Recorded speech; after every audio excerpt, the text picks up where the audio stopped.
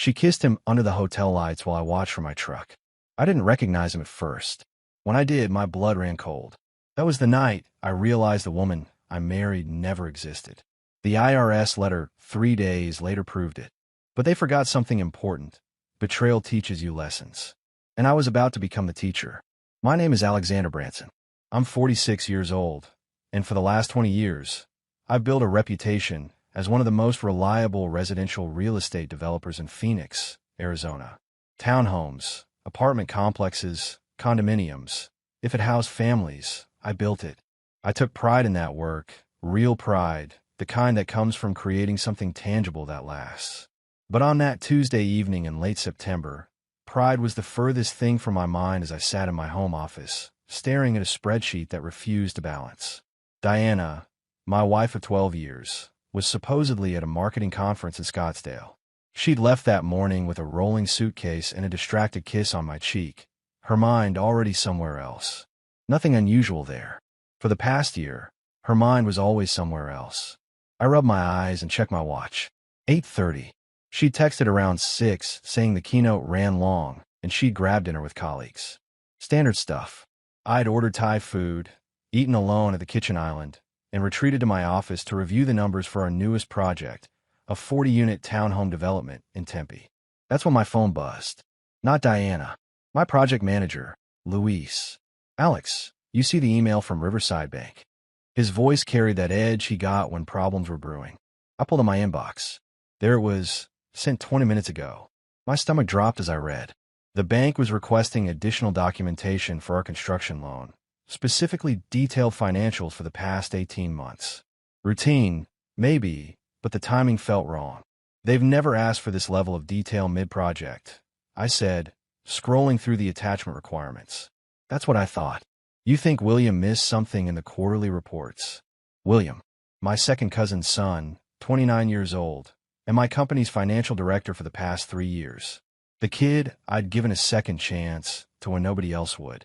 The kid who owed me everything. I'll check with him tomorrow, I told Luis. Probably just new compliance protocols. But after I hung up, I sat there, staring at my phone. Something gnawed at the edges of my thoughts, something I couldn't quite name. I opened my text thread with Diana. Her last message stared back at me. Dinner running late. Don't wait up.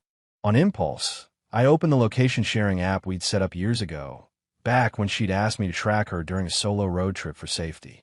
She'd never turn it off, and neither had I. The blue dot appeared on the map, pulsing steadily. But it wasn't in Scottsdale. It was 12 miles away, at the Phoenician Resort in Paradise Valley, a place we'd celebrated our 5th anniversary, a place that cost $400 a night for the cheapest room. I stared at that dot for a full minute, watching it remain perfectly still. My mind raced through explanations. Maybe the conference relocated. Maybe she was meeting a client. Maybe there was a perfectly reasonable explanation for why my wife was at a luxury resort while telling me she was at a business dinner. Maybe. I grabbed my keys and stood up. The Thai food sat heavy in my stomach as I walked to the garage. I wasn't the kind of man who jumped to conclusions. I'd built my business on measured decisions, careful planning, and trusting my instincts only after gathering facts. But right then, every instinct I had was screaming that my carefully constructed life was about to come apart. I drove through the warm Phoenix night, windows down, trying to convince myself I was overreacting. Diana and I had our problems, sure. What couple married for 12 years didn't? We'd grown distant. Our conversations reduced to logistics and schedules. But cheating? Diana was ambitious, calculating, maybe even cold at times, but unfaithful. The Phoenician's entrance glowed like a palace as I pulled into the lot. I parked 3 rows back from the main entrance and killed the engine. For 10 minutes, I sat there, watching guests come and go, trying to talk myself into driving home. Then I saw her. Diana walked out of the main entrance, laughing at something, her hand on the arm of a man in a tailored suit. They stopped under the amber lights, and she looked up at him with an expression I hadn't seen on her face in years. Not happiness exactly. Something sharper. Triumph. The man leaned down and kissed her. Not a friendly peck.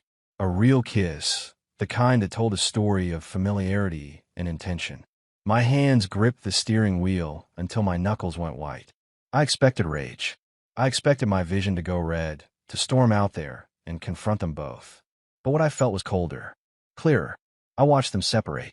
Diana handed her valet ticket to the attendant, and the man walked toward the self-park garage. As he passed under a light, I got a clear look at his face. My blood turned to ice. It was William, my second cousin's son, the kid I'd saved from prison 10 years ago when he'd stolen $75,000 from our company. The kid I'd taken the blame for, lost my contractor's license for 3 years, watched my reputation crumble while he walked free. The kid I'd rebuilt my business to give a second chance. That kid was sleeping with my wife. I didn't confront them. I didn't make a scene. I started my truck, drove home, and walked straight to my office. I opened my laptop and started making a list, calm and methodical. Because if they thought they could destroy me, they'd forgotten one important thing. I'd already been destroyed once and rebuilt myself from nothing. And this time, I knew exactly who my enemies were. I didn't sleep that night. Instead, I sat in my office until dawn, pulling every financial record I could access remotely. By sunrise, I'd found 3 irregularities in our company accounts, all within the past 6 months. Nothing massive, but enough to make me wonder what else I'd missed while trusting William blindly. Diana came home at 9 the next morning. I heard her car in the driveway, her heels clicking on the hardwood as she walked inside. She found me in the kitchen, coffee in hand, staring at nothing. "You're up early," she said, setting her purse on the counter. Her voice was casual, practiced. She'd had all night to prepare her lies. I looked at her directly. "How long have you been sleeping with William?" The color drained from her face, but she recovered quickly. Too quickly. "What are you talking about? Have you lost your mind? I saw you last night. At the Phoenician. Don't make this worse by lying." She opened her mouth, closed it, then did something I didn't expect. She laughed. Not nervously. Coldly. "Fine. Yes. We've been together for 8 months. And honestly, Alexander, what did you expect? You're married to your business, not to me." The casual cruelty of it stunned me more than the confession itself. 8 months, I repeated. "While he's been working as my financial director. While you've been sleeping in our bed." She shrugged. "You wanted the truth. There it is." I stood, walked past her without another word, and went upstairs. She called after me, but I didn't stop. In my office, I pulled out my phone and opened a contact I'd been thinking about since last night. Grace Holloway, Diana's former best friend from college. The woman Diana had destroyed 7 years ago with rumors and lies when Grace had called out Diana's manipulative behavior. The woman Diana had forbidden me from ever contacting. The woman whose name made Diana's jaw clench with pure hatred. I typed out a message. "Diana's cheating on me with my cousin's son. I need help figuring out what else they're hiding. Can we talk?" The reply came 30 seconds later. "I've been waiting for this call for 7 years. Send me your address. I'll be there in an hour." When Grace arrived, I barely recognized her. The soft-spoken woman I'd met at our wedding had been replaced by someone sharper, more confident. She stood on my doorstep in dark jeans and a leather jacket, her auburn hair pulled back, eyes assessing me with professional intensity. "You look like hell," she said, stepping inside. "Thanks for coming." She set down a leather messenger bag. "Before we start, you should know something. I'm not just an artist anymore. I'm a licensed private investigator. Have been for 5 years. She met my eyes. "And I'm going to tell you something I should have said at your wedding. I've been in love with you since the day Diana introduced us." She knew it, and that's part of why she destroyed our friendship. The room tilted slightly. "Grace, I'm not telling you this to complicate things," she interrupted. "I'm telling you because if we're going to take Diana down, you need to know where I stand. I want to help you, not just because I hate what she did to me, but because you deserve better than what she's given you." I stared at this woman I barely knew, but somehow felt I'd been waiting for. "Then let's get started." I didn't sleep that night. Instead, I sat in my office and pulled up files I hadn't looked at in 10 years. Bank statements, legal documents, newspaper articles. Evidence of the biggest mistake I'd ever made. Thinking loyalty to family meant more than protecting myself. It was 2014. I'd just completed my first major apartment complex in Chandler, a 32-unit building that put my company on the map. William had been working for me for 6 months as a junior project coordinator, fresh out of college with a business degree and his father Frank's recommendation ringing in my ears. "Give the kid a shot, Alex. He's had it rough." needs someone to believe in him. So I believed. And William repaid that belief by siphoning $75,000 from our operating account over 4 months, using falsified invoices from subcontractors who didn't exist. He'd gotten greedy, started buying a new car, designer clothes, taking trips to Vegas. The kind of stupid mistakes that always get caught. When our accountant flagged the discrepancies, I confronted William in my office. He'd broken down, confessed everything, begged me not to tell his father. Frank had just survived a heart attack. The stress would kill him, William said. His mother had already lost one son to an overdose 3 years earlier. This would destroy what was left of their family. I was 36 years old, ambitious, and stupid enough to think I could fix it quietly. I went to the board, told them I'd made the transfers for a side investment that fell through. Took full responsibility. The board didn't buy it completely, but they couldn't prove otherwise. What they could do was suspend my contractor's license pending investigation. 3 years I couldn't bid on projects, couldn't develop new properties, watch my business nearly collapse. My clients abandoned me. Banks wouldn't touch me. I had to sell my house, downsize everything, work as a construction manager for someone else just to keep food on the table. Diana, who I'd been dating for 2 years, almost left. Almost. She stayed, and I thought that meant something. William walked away clean. Got a job in California. Sent me an email once saying he was getting his life together and thanking me for the second chance. When he came back to Phoenix 3 years ago, license reinstated, business slowly rebuilding, he showed up in my office with his tail between his legs. Said he'd matured, wanted to make amends, asked if I'd give him another shot. Frank called me personally. Alex, he's changed. He's been clean, working hard. He wants to prove himself to you. So I hired him, made him financial director, gave him access to everything because I'm an idiot who thought people could actually change, that blood meant something, that the debt he owed me would be enough to keep him honest. Now, sitting in my office at 2 in the morning, I pulled up our current company financials. Started going through every transaction William had processed in the past 6 months. It took 3 hours, but I found it. $73,000. Moved in small increments to an LLC I didn't recognize. Buried in legitimate transfers, disguised as payments to various contractors. Same pattern as before, just more sophisticated. I sat back in my chair, staring at the screen. He'd done it again. Stolen from me again. And this time, he was sleeping with my wife while doing it. My phone buzzed. A text from Grace, the woman I'd messaged the night before. Diana's ex-best friend. The one whose name made my wife's face go hard whenever it came up.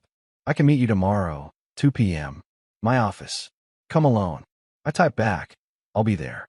Then I opened a new document and started writing. Every detail, every transaction, every moment from the past 10 years. Because this time, I wasn't taking the fall for anyone. This time, I was going to burn it all down and watch them scramble in the ashes. Grace Hartwell's office sat above an art gallery in downtown Phoenix. A converted loft with exposed brick and floor-to-ceiling windows that overlooked Roosevelt Row. I'd never been here before, never had reason to. Diana had made sure of that. The two women had been inseparable once, college roommates who'd stayed close for years after graduation. Then something happened, something Diana never fully explained. All she'd say was that Grace had betrayed her trust and tried to sabotage her career. She'd forbidden me from having any contact with Grace. And like the dutiful husband I was, I'd obeyed. Now, climbing the stairs to that loft, I wondered what I'd missed by following orders. Grace opened the door before I could knock. She was 36, same age as Diana, but the resemblance ended there. Where Diana was polished and calculated, Grace was sharp and direct. Dark hair pulled back, minimal makeup, wearing jeans and a blazer like she had better things to do than impress anyone.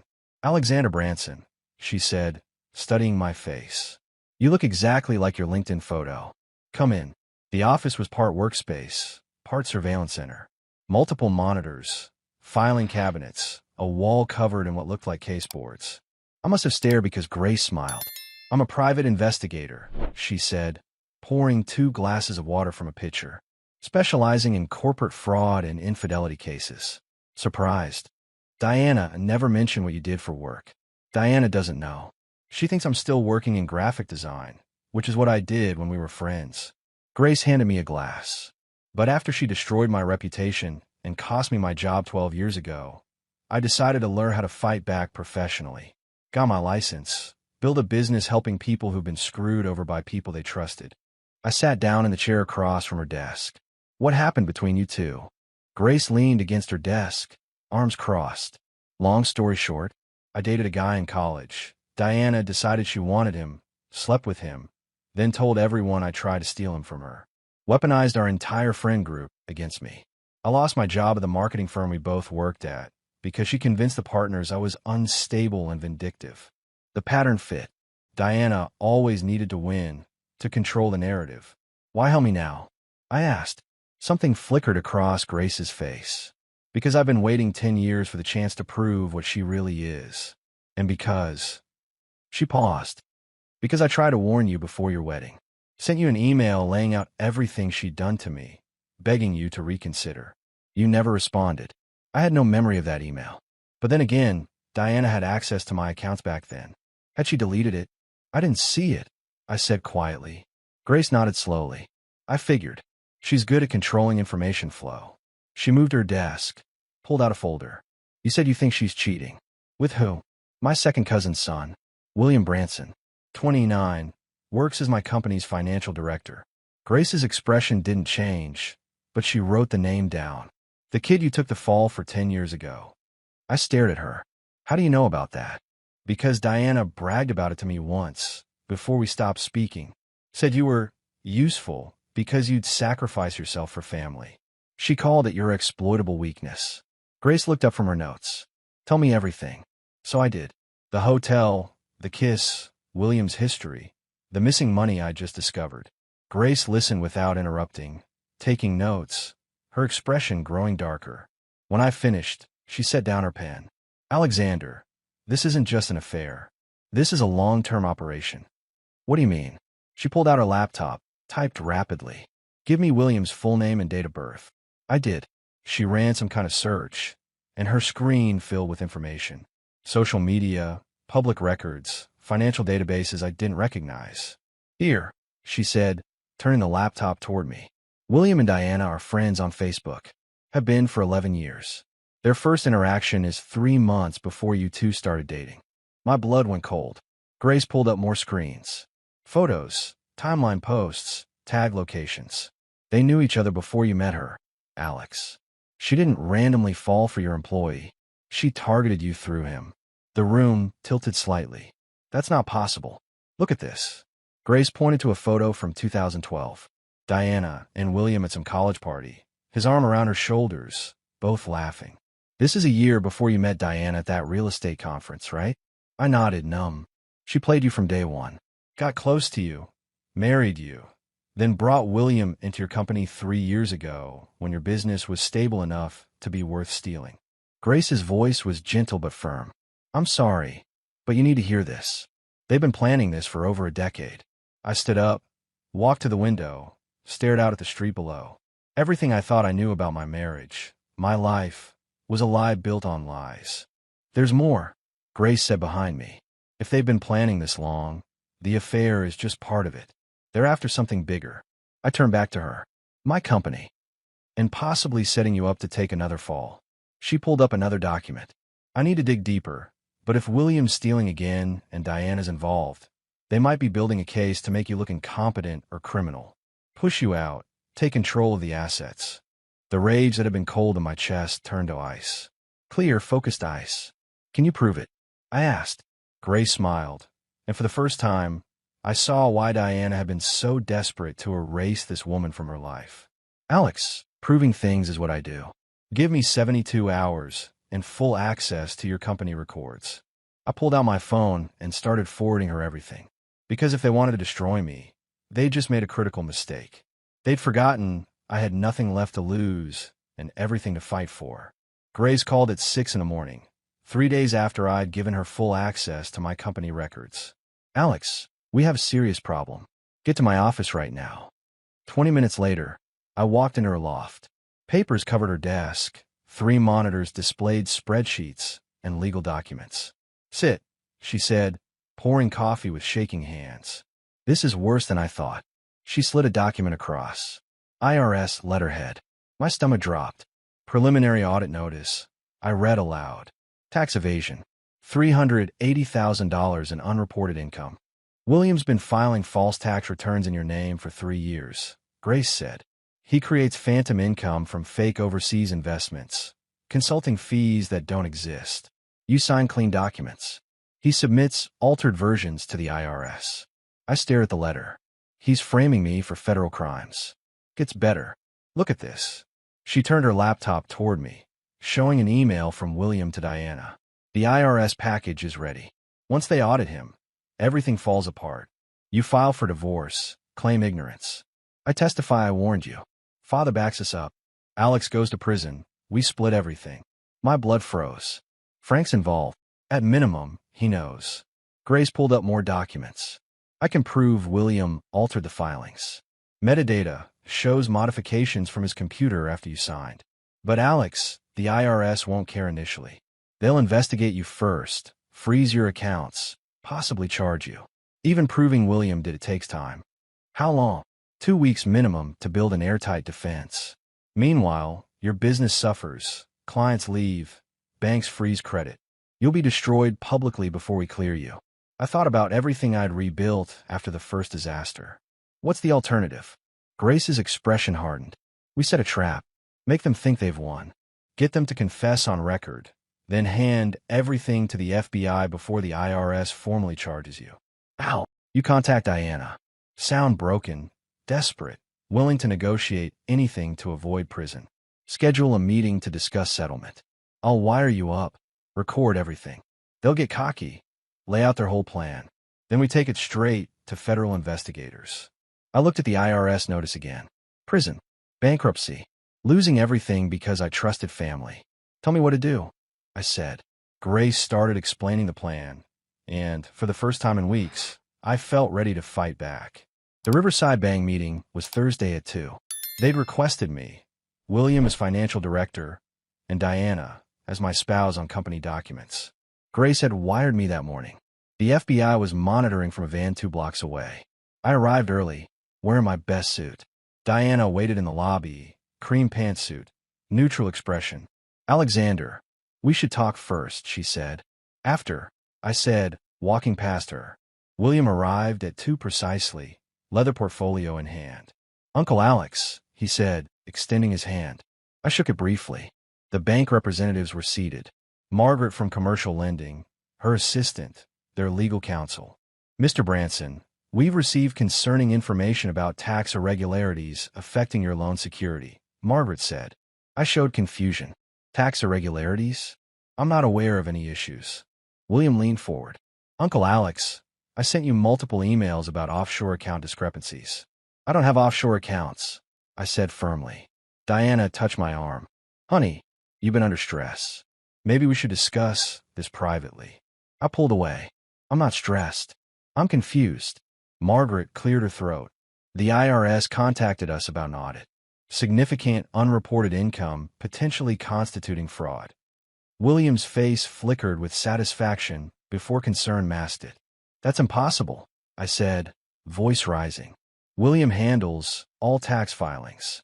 And I tried warning you about irregularities, William said smoothly. Diana can confirm my concerns about your financial decisions. Diana nodded. He expressed serious worries multiple times. The setup was complete. Me as criminal, them as concerned family. I stood. I need to make a call. Outside, I texted Grace, go. Her reply done. FBI has everything. I returned, sat down. I've contacted my attorney. Every tax filing was handled by William Branson. Every offshore account was created without my knowledge. William's expression flickered. Uncle Alex, you need rest. Let's postpone. I know everything. I interrupted. The affair. The embezzlement. The tax fraud. All of it. Silence. Diana recovered. These accusations are recorded, I said. Every conversation planning this. Every email. Every altered document. The FBI received everything 5 minutes ago. I played audio on my phone. William's voice. The IRS package is ready. Once they audit him, everything falls apart. Diana's hand shook. Where did you? Grace Hartwell recovered it. She's documented your 11-year con since 2012, before you pretended to meet me. William stood. You can't prove. Digital forensics can. Every edited document shows modifications from your computer after I signed originals. Time-stamped, IP logged. The bank representative stared. 11 years, I said quietly. You married me, brought William in, planned to send me to prison while stealing everything. Diana grabbed her purse. I don't have to. The FBI's waiting outside for questions about wire fraud, tax fraud, and conspiracy. William tried leaving. The bank's lawyer blocked the door. The door opened. 2 FBI agents entered. William Branson, Diana Branson. Come with us for questioning. I walked past them to Grace waiting outside. Clean recording? I asked. Perfect. They're done, Alex. I looked back where agents read them their rights, then walked into the Phoenix afternoon. Behind me, my old life ended in handcuffs. Ahead, everything was possible. The call from Frank came 3 hours after the FBI took William and Diana into custody. I was back at Grace's office, watching her compile additional evidence for federal prosecutors, when my phone lit up with his name. I almost didn't answer, but something made me pick up. Alex. Frank's voice was rough. Age beyond his 52 years. We need to talk. Face to face. Now. I have nothing to say to you, Frank. Please. Just one conversation. I'm at the house. Your house. I need to explain. I looked at Grace. She nodded, mouthing the word record. I'll be there in 20 minutes, I said, activating my phone's recording app. Frank was sitting on my front porch when I arrived, looking 10 years older than the last time I'd seen him at a family barbecue 3 months ago. His hands shook as he stood. Alex, thank God. Listen, this whole thing with William, it's gotten out of control. You need to drop the charges, work this out as family. I stayed on the walkway, keeping distance between us. Work it out. Your son tried to send me to federal prison, Frank. He stole from me twice, slept with my wife, and framed me for crimes he committed. He made mistakes, I know that. But he's my son, Alex. My only son. You remember what happened to Tommy, how we lost him to that overdose. William's all I have left. If he goes to prison, it'll kill his mother. It'll kill me. The manipulation was so transparent, it was almost insulting. You knew, didn't you? About the whole plan. Frank's face crumbled. Not everything. Not at first. William came to me 6 months ago, said he'd found some irregularities in your books, asked if I thought you might be hiding assets. I told him family doesn't spy on family. But then he showed me documents, bank statements, and He trailed off. You believed him over me. He's my son, Alex. What was I supposed to do? And after everything you put him through 10 years ago, everything I put him through, my voice went cold. I took the fall for his crime. I lost my license, my reputation, my business. I saved him from prison, and you think I'm the one who wronged him. Frank's jaw tightened. You could have handled it differently. Gone to me first, let me deal with it privately. Instead, you made this big sacrifice, held it over his head for a decade, made him feel like he owed you everything. He did owe me everything, and he repaid me by stealing again and trying to frame me, because you wouldn't let him forget. Every family gathering, every conversation, there was this unspoken debt. You turned my son into your servant, Alex. Gave him just enough rope to hang himself.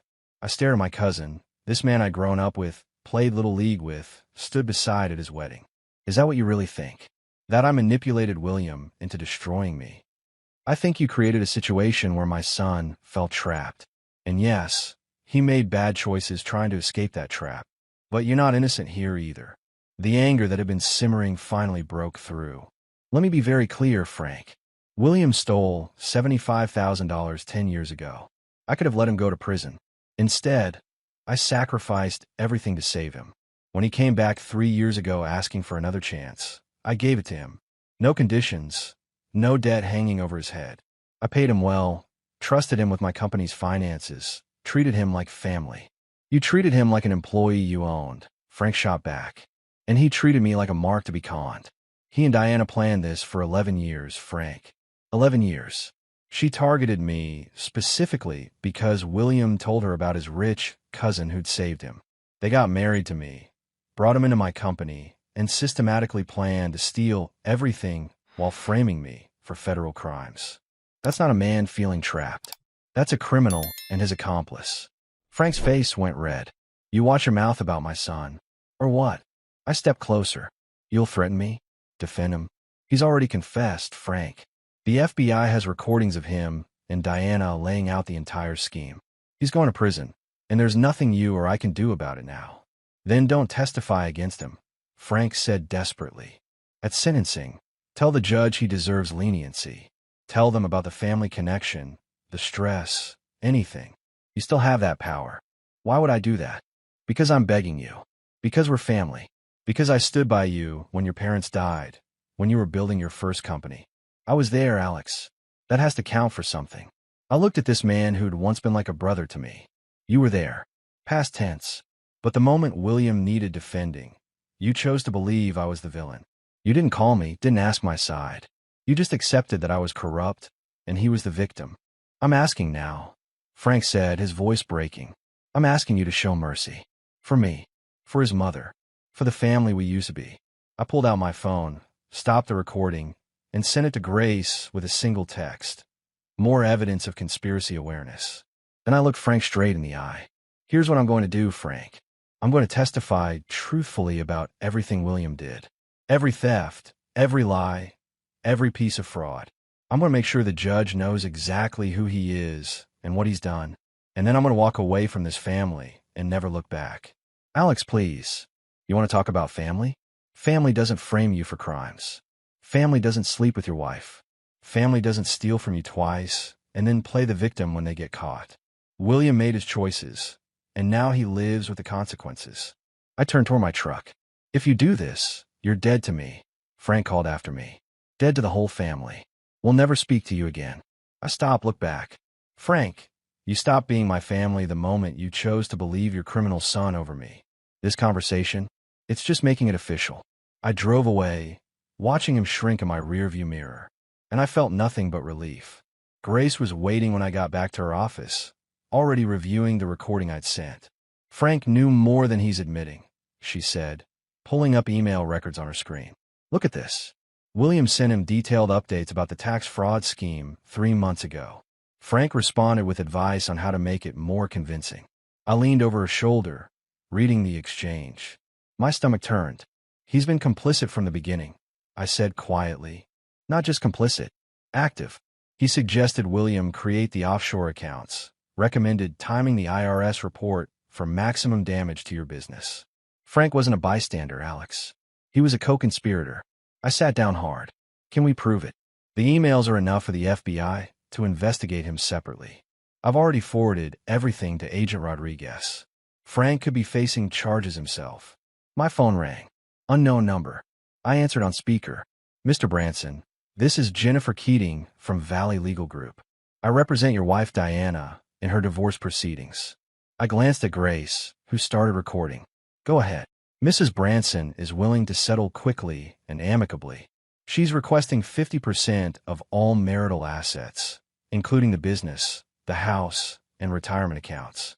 In exchange, she'll waive alimony and agree to a no-fault divorce. I almost laughed.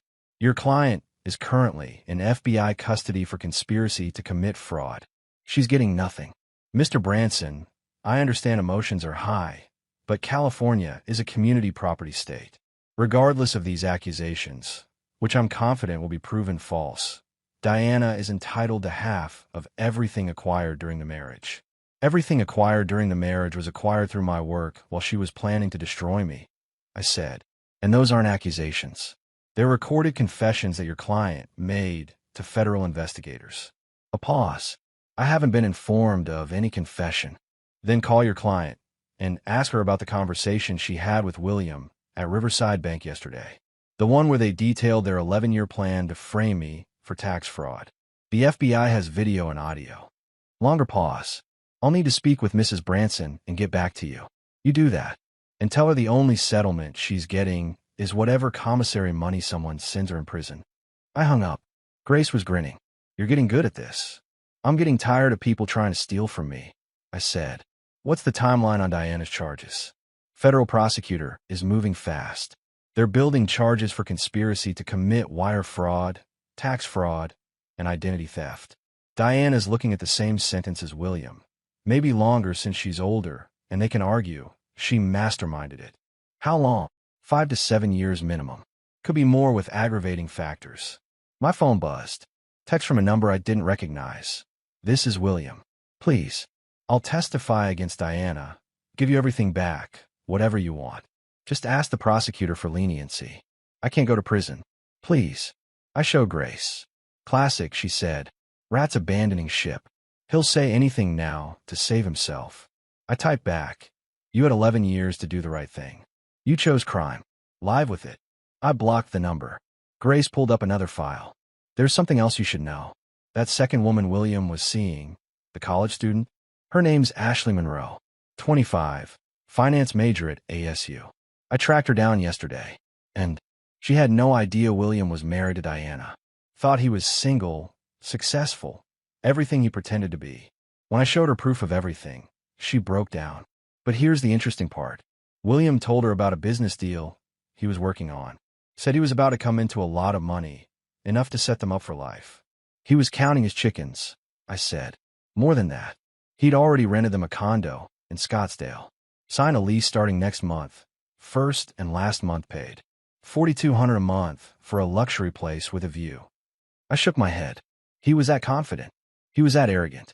Ashley agreed to testify about everything William told her. The timeline, the promises, all of it.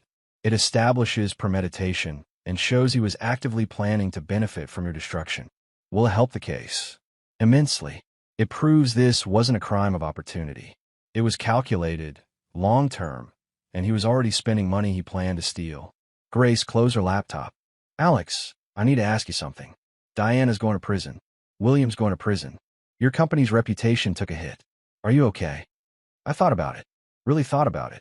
You know what? Yeah, I am. Because for the first time in 12 years, I'm not living a lie. My wife isn't someone else's accomplice. My employee isn't robbing me blind. My family isn't pretending to support me while plotting against me. It's all out in the open now. And what about us?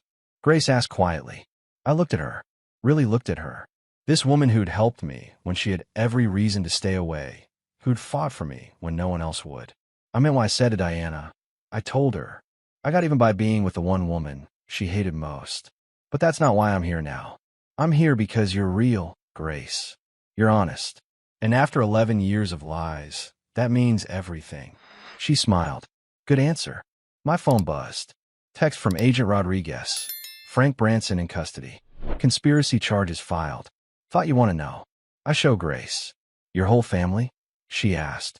My whole fake family. I corrected. My real life starts now. The trial lasted 3 weeks. Every day, I sat in that courtroom and watched Diana and William try to spin their lies into something believable. Their lawyers argued stress, misunderstandings, miscommunications. But the evidence was overwhelming. The turning point came when Ashley Monroe took the stand. 25, finance major. The girl William had promised a future to while planning my destruction. She testified about the luxury condo he'd rented, the promises he'd made, the timeline that perfectly matched his scheme to steal my company. He told me his uncle was retiring and leaving him the business. Ashley said, her voice steady despite tears. So we'd be set for life by Christmas. I had no idea he was married. No idea about any of this. Diana's face went white when the prosecutor showed photos of William and Ashley together. The mask finally shattered completely. During a recess, Grace and I stood in the hallway. That's when Diana approached, her lawyer trailing behind nervously. Alexander, please, she said, her voice stripped of its usual control. Can we talk? Privately. Grace started to object, but I held up my hand. 2 minutes. Diana's lawyer stepped away. Grace stayed close, watching. I'll testify against William, Diana said quickly. Give you everything in the divorce. Sign away all claims to the business. Just ask the prosecutor to reduce my charges. Why would I do that? Because this was William's plan, not mine. He manipulated me too. I was a victim. Stop, I said quietly. I've heard you lie for 12 years. I know what it sounds like. You weren't a victim. You were a predator who got caught. Her expression hardened. You're really going to do this? Destroy the woman you claim to love. I loved a woman who never existed. You were just playing a role. And now what? You run off with Grace, the woman I hated most, and pretend that's not revenge. Her voice rose. Everyone's talking about it, you know. How convenient that the moment we split, you're suddenly with her. You think that doesn't make you look pathetic? Grace stepped forward. Actually, it makes him look smart. He traded a fraud for something real. Diana laughed bitterly. Real? She's using you just like I did, Alexander. Can't you see that? She's been waiting years for this chance. The difference, I said calmly, is Grace helped me when she had nothing to gain. She fought for me when you were planning my destruction. She's been honest when you've been a lie. So yeah, I got even by being with the one woman you hated most. And you should have seen everyone's reaction when we walked into that courtroom together. Your face alone was worth everything. Diana's hand shook. You'll regret this. The only thing I regret is the time I wasted believing you were human. I walked away with Grace, leaving Diana standing there, finally powerless. The jury deliberated for 6 hours. Guilty on all counts. William got 6 years federal prison. Diana got 5.5. Frank got 3 years for conspiracy. Standing outside the courthouse, Grace squeezed my hand. How do you feel? She asked. Free, I said. For the first time in 12 years, completely free. My phone buzzed. My attorney, Diana's lawyer, officially withdrew the asset claim. You keep everything. Divorce will be final in 30 days. I showed Grace. So what now? She asked. Now we build something real, I said. The Tempe project's back on track. The bank unfroze the loan. I've got 3 new clients interested in developments. The company's stronger than ever. I'm in us, Grace said quietly. I pulled her close. Us too. Build something real there too. She smiled. I'd like that. We walked to my truck, and I felt the weight of 12 years finally lift. Behind me, Diana was being led to a transport van in handcuffs. Ahead of me, everything was possible. 14 months later, I stood in the completed Tempe townhome development, watching families move into units I'd built from the ground up. 40 units, all sold, all occupied. The project that had nearly died because of William's fraud was now my biggest success. Grace walked up beside me, carrying 2 cups of coffee from the new cafe that had opened in the development's commercial space. Looks good, she said, handing me a cup. Looks like a future, I replied. The past year had been a rebuild in every sense. The company had survived the scandal, partly because I'd been vindicated so publicly, partly because Grace's investigation work had proven beyond doubt that I'd been the victim. Clients who'd left came back. New ones appeared, attracted by the story of the developer who'd fought back and won. William was in federal prison in California. I'd heard through family gossip he'd tried to appeal, claimed his lawyer was ineffective. It went nowhere. Diana was in a women's facility in Arizona. Her commissary account, I'd been told, was funded by her sister. Not me. Never me. Frank had served 8 months before being released on parole. He tried to contact me once, a letter forwarded through my attorney. I'd burned it without reading it. Some bridges, once destroyed, shouldn't be rebuilt. Grace and I had taken things slowly at first. 2 people who'd both been betrayed, both rebuilding, both cautious, but slowly became surely. 3 months ago, she'd moved some of her things into my house. Not all of them, just enough to say this was real, this was happening, this was worth the risk. I've been thinking, Grace said, watching a family carry boxes into Unit 24, about expanding my business, opening a second office, maybe bringing on a partner. Yeah, there are a lot of people out there being conned by people they trust. I want to help more of them. I looked at her. You're good at what you do. I had a good teacher. Watching Diana and William operate taught me every trick in the book. She paused. Also, I got a call from Ashley Monroe yesterday. William's ex-girlfriend. Former victim of his manipulation, Grace corrected. She's changing her major to criminal justice. Wants to work in fraud investigation. Asked if I'd mentor her. That's good. She deserves a second chance at life without him. We all do, Grace said softly. My phone rang. My project manager, Luis. Alex, the Paradise Valley project just got approved. City Council voted unanimously. We're clear to break ground next month. I smiled. That's great news. Set up a meeting for Monday. We'll go over timelines. After I hung up, Grace raised her coffee cup. To new beginnings. To earn beginnings, I corrected, touching my cup to hers. Nothing worth having comes easy. We stood there as the sun set over Phoenix, painting the sky orange and gold. The city where I'd been born, where I'd built my first company, where I'd been destroyed and rebuilt twice. The city where I'd finally learned the difference between family and loyalty, between love and manipulation, between what I deserved and what I'd been willing to accept. You know what the best part is? I said to Grace, "What?" Diana spent 11 years planning to take everything from me.